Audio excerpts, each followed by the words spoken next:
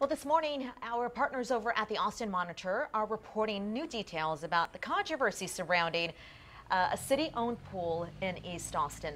A very popular pool in Indeed. East Austin, Yeah. right? Austin Monitor's Mike Kanan is here to talk about the story and what you uncovered. So first of all, let's give our viewers kind of the feedback, the background when it comes to Metz Pool, because this is a pool that a lot of people grew up going to. It is, and a lot of generations grew up going to. I Yeah. mean, we're talking a pool that's nearly a century old, 80 years old. I'm rounding here, but Sure. 80 years old. And it's a pool that's had some problems in terms of keeping water in the pool. Right. And so what our reporter Audrey McGlinchey uncovered was that the city, I should back up.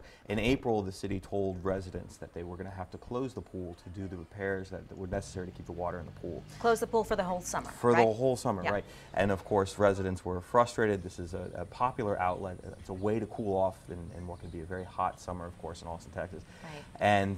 And they pushed back, and Parks sort of conceded and decided to keep the pool open.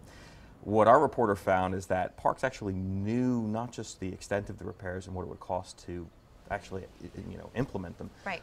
but that they knew as early as November of last year. So it seems very much like they could have avoided the situation.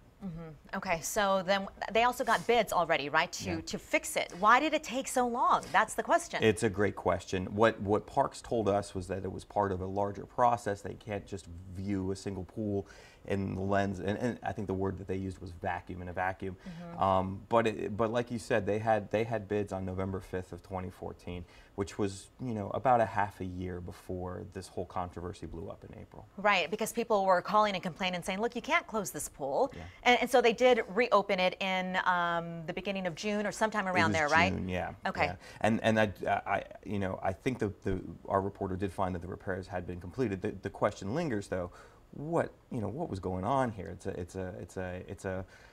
As we said, it's a popular place, and it seems like the city would have wanted to avoid some sort of controversy about on this scale. It was a big deal. Okay, so then what will the city do next time to avoid something like this from happening again then?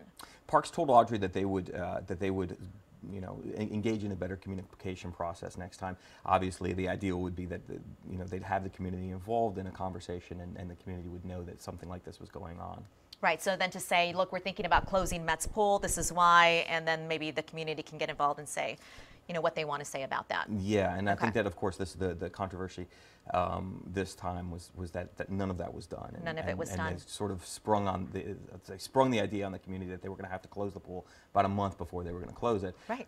And I think that in April, and that was something that did not go over well. Okay, something else that I thought was interesting in the Austin Monitor is you guys are working on a story when it comes to Austin Energy, something that all of us, deal with, especially with the hot temperatures out there. Yep, it's about your rates. Check out austinmonitor.com.